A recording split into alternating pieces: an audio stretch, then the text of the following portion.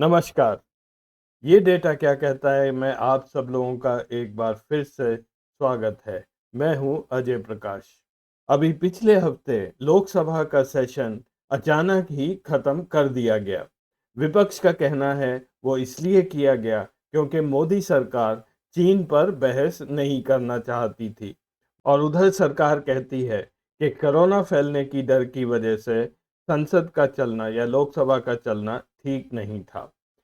खैर, जब भी चीन की बात आती है, तो जो भी पार्टी विपक्ष में हो, चाहे जब बीजेपी विपक्ष में थी और अब कांग्रेस विपक्ष में है, वो सब एक ही तरह से सरकार पर निशाना साधते हैं, उसको अटैक करते हैं कि इधर चीन हमारे इलाके में घुसता जा रहा है और उधर हमारा व्यापार चीन के साथ बढ़ता जा रहा है। व्यापार ही नहीं बढ़ रहा, हमारा ट्रेड डेफिसिट जो घाटा है व्यापार करने में चीन के साथ, वो भी निरंतर बढ़ता जा रहा है। भारत के व्यापार और उसके घाटे का डेटा मैं एक बार आपको जल्दी से दिखा रहा हूँ। इस ग्राफ में जो पीली लाइन है वो भारत का इंपोर्ट्स दिखाती है, जो नीली लाइन है वो भारत का एक्सपोर्ट्स और जो ट्रेड घाटा है वो लाल में नीचे दिखाया हुआ है। ये डेटा है 2001 से 2021 तक। पहली चीज़ तो ये है कि 2005 तक हम लोग ट्रेड सरप्लस थे, उसके बाद ही हमारा ट्रेड में घाटा शुरू हुआ। पिछले वर्ष 2021 में हमारा ट्रेड घाटा बढ़कर लगभग 110 बिलियन डॉलर्स पहुंच गया है और इस वित्तीय वर्ष में ये घाटा बढ़कर इससे भी ज़्यादा होने की आशंका है। 2004 में जब अटल बिहारी वाजपेयी की सरकार थी, उस समय हमारी ग्रोथ लगभग 8% के आसपास थी। इसी वजह से इंडिया शाइनिंग कैंपेन चला। वही ग्रोथ आगे यूपीए 1 में वो कैरी फॉरवर्ड हुई 8% के आसपास। फिर 2008 का फाइनेंशियल क्राइसिस आई। उस दौरान भी हम लोग 3% से ग्रो करते रहे। वापस ये ग्रोथ आ गई 2009 में 8.5%। यूपीए 2 में कुछ ऐसे डिसीजन लिए गए जिसकी वजह से हमारी ग्रोथ रेट कम हो गई, लेकिन 2014 आने तक ये रिकवर हो गई थी। उसके बाद मोदी जी आए, सब कुछ ठीक चल रहा था। फिर आ गया डिमोनेटाइजेशन। उसके बाद से जो ग्रोथ फिसली है वो कोरोना में और भी ज़्यादा कम हुई और अब वापस 8% के आसपास पिछले साल थी। 8% ग्रोथ रेट केवल इसलिए आई थी कि उससे पहले वाला साल जो था वो बहुत ही खराब परफॉर्मेंस का था। हमारी असली ग्रोथ दर जो है इस वक्त 6% से भी कम होती जा रही है और ऐसा अनुमान है अगले साल ये 5% के आसपास होगी। अब मैं जीडीपी ग्रोथ रेट और हमारा ट्रेड डेफिसिट एक ही ग्राफ में मैं आपको दिखाऊंगा। डेटा 2001 से 2021 तक का है। पीली लाइन जीडीपी ग्रोथ रेट है और लाल लाइन में हमारा ट्रेड डेफिसिट है। नोट करने वाली बात यह है कि जब भी हमारी ग्रोथ रेट अच्छी होती है तब हमारा ट्रेड डेफिसिट कम होता है। ध्यान रहे इसमें दो एक्सेस हैं। जीडीपी ग्रोथ रेट का एक्सेस यहाँ पर है जो पीली लाइन है और लाल लाइन जो ट्रेड डेफिसिट है उसका एक्सेस इधर है जो बिलियंस ऑफ डॉलर में है।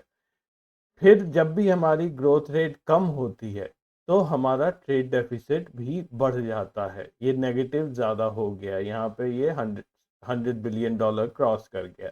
फिर से हमारी ग्रोथ रेट ऊपर गई मनमोहन सिंह यूपीए 1 के टाइम और फिर से हमारा ट्रेड डेफिसिट कम हो गया। ये फिर से कम हुई ग्रोथ यूपीए 2 में, फिर हमारा trade deficit all time high हो गया। फिर धीरे धीरे जैसे जैसे हम ग्रो करते गए ट्रेड डेफिसिट कम होता गया और यही पैटर्न आगे भी चलता आ रहा है। तो इसका सिंपल एनालिसिस ये है कि जब भी हमारी ग्रोथ कम हो जाती है हमारे एक्सपोर्ट्स कम हो जाते हैं, लेकिन इंपोर्ट्स कम नहीं होते क्योंकि इंपोर्ट हम लोग बहुत क्वांटिटी में, बहुत ज़्यादा मात्रा में अपने एसेंशियल गुड्स ही करते हैं जो हम कम नहीं कर सकते हैं किसी भी हालत में। तो आते हैं आज के सवाल पर कि जब चीन हमें इतना तंग कर रहा है तो हम क्यों नहीं चाइना से अपना ट्रेड कम कर देते हैं। हम क्यों नहीं वो चीज़ें दूसरी जगह से ले लेते हैं? हम क्यों चाइना के साथ ट्रेड बढ़ाते जा रहे हैं? अच्छा, एक बात और है कि आम नागरिक को जब भी हम चाइना की बात करते हैं, तो उनके दिमाग में आ जाता है चाइना बाज़ार जैसा ये मैं स्टोर दिखा रहा हूँ, कि जो लो कॉस्ट या लो क्वालिटी गुड्स हैं, ये चाइना से आ रहे हैं और हम लोग फिर भी खरीदते जा रहे हैं। अब बात ऐसी है कि अगर हम यही सब चाइना से ले रहे होते, तब तो ये बंद किया जा सकता था। लेकिन जो गुड्स आप चाइना बाज़ार में देखते हैं, उनके इंपोर्ट की क्वांटिटी इतनी कम है, इतनी ज़्यादा कम है कि वो कोई चाइना के ट्रेड में फ़र्क नहीं डालेगा। 2020 में हमने टोटल इंपोर्ट्स किए थे 372 बिलियन डॉलर के। ये ग्राफ दिखाता है उन देशों को कि किस देश से हमने कितने प्रतिशत हमने आयात किया था। सबसे पहले स्थान पर आता है चीन 17.3%। उसके बाद दूसरे स्थान पर जहां से हमने इंपोर्ट किया वो है यूएस 7.17। फिर आता है अरब एमिरेट्स 5.94, सऊदी अरेबिया 4.54%। फिर Iraq, Hong Kong, south Korea, Singapore, Indonesia और ऑस्ट्रेलिया, ये कुछ मेजर देश हैं जहां से हम लोग माल आयात करते हैं। और 2020 में अगर हम देखें कौन सी कमोडिटीज़ हमने कितनी इंपोर्ट की हैं, तो सबसे पहले तो पेट्रोलियम, पेट्रोलियम गैस, कोयला और रिफाइंड पेट्रोलियम आता है, जो लगभग 26% है हमारे टोटल इंपोर्ट्स का।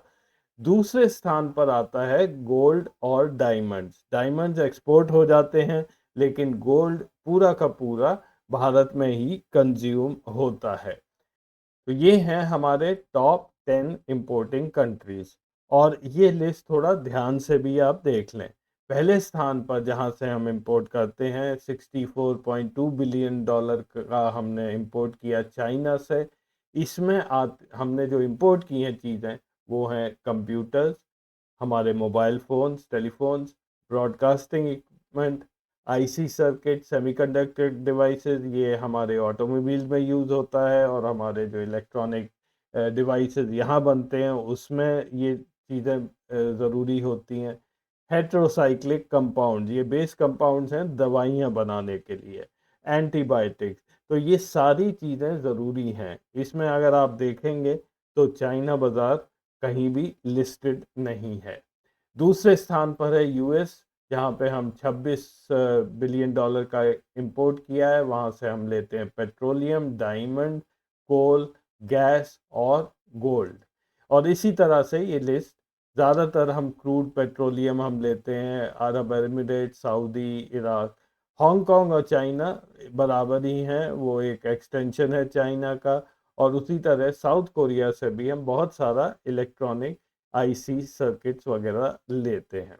2020 में जो टॉप 20 कमोडिटीज़ हमने इंपोर्ट की हैं, वो सबसे ऊपर जैसा मैंने कहा है क्रूड पेट्रोलियम लगभग 16% है।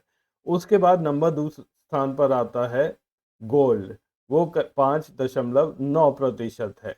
फिर कोयला, डायमंड्स री एक्सपोर्ट होते हैं, petroleum gas, IC, telephone, computer, broadcasting equipment, फिर सोयाबीन, पाम ऑयल, कुछ फर्टिलाइजर्स की चीज़ें और दवाइयाँ बनाने के कंपाउंड्स। इनमें से आप एक भी चीज़ आप इंपोर्ट में कमी नहीं कर सकते हो, वो जहाँ मर्जी से आए। और दूसरी चीज़, ये ज़्यादातर चीज़ें चाइना से ही सोर्स होती हैं, दुनिया भर के लोग वहीं से खरीदते हैं। अगर आज की तारीख में आप चाहें कि मैं कंप्यूटर यूएस से ले लूं, तो वो पॉसिबल ही नहीं है, क्योंकि यूएस भी जितनी कंपनीज हैं, एचपी हुआ, डेल हुआ, आईबीएम, वो सब लोग मैन्युफैक्चरिंग अपनी चाइना में ही करते हैं। हमारे एनर्जी इंपोर्ट 27.4% हैं, लगभग 102 बिलियन डॉलर 2020 में। आप राइट हैंड साइड पर देखेंगे जो लिस्ट है जहां से हम ये लेते हैं, वो है Iraq, UAE, Qatar, Saudi Arabia, Kuwait, Nigeria, Australia और यूएस। चाइना किसी भी तरह का एनर्जी प्रोडक्ट का एक्सपोर्टर नहीं है। और दूसरा एक पॉइंट बहुत ही ज़रूरी आप समझ लें, हमारा टोटल नॉन एनर्जी जो इंपोर्ट्स हैं, उसका लगभग एक चौथाई हिस्सा वो चाइना से ही आता है।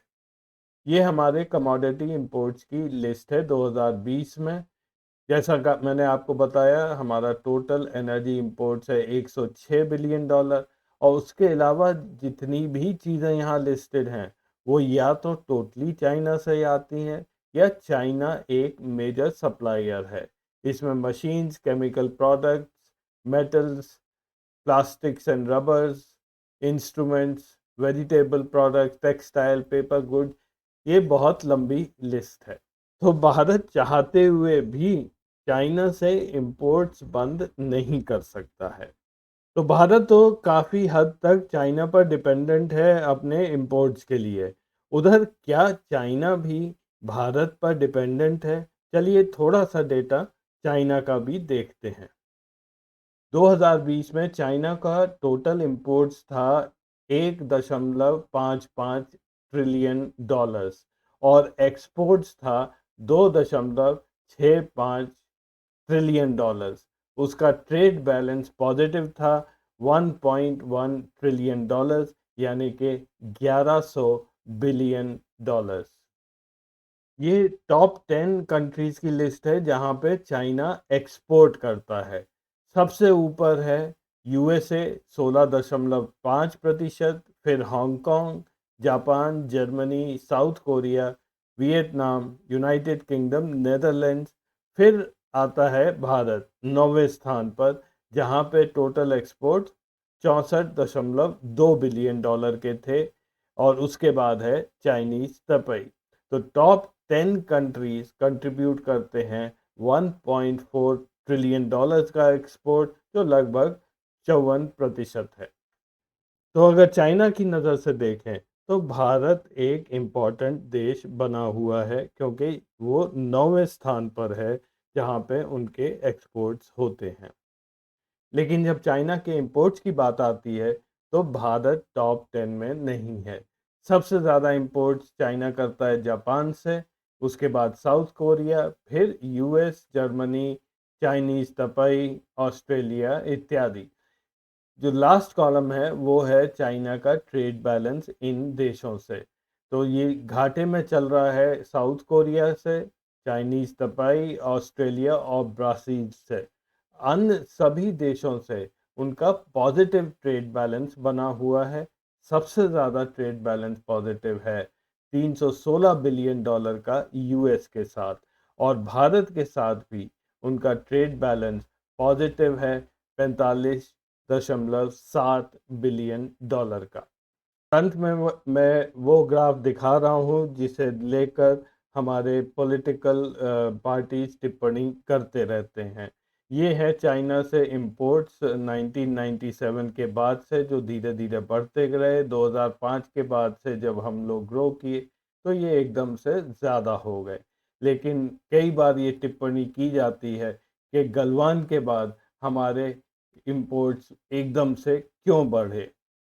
तो जैसा मैंने पहली स्लाइड में बताया था कि जब भी इकोनॉमिक स्लो डाउन होता है हमारे इंपोर्ट्स बढ़ते जाते हैं, ट्रेड डेफिसिट बढ़ता जाता है, और इसी वजह से हमारी इकोनॉमी अब अच्छी नहीं कर रही है। इसका ये भी एक संकेत है कि हमारा ट्रेड डेफिसिट बढ़ रहा है। तो आज के एपिसोड में बस इतना ही। अगले हफ्ते फिर मिलेंगे कुछ नया डेटा लेकर। तब तक के लिए नमस्कार।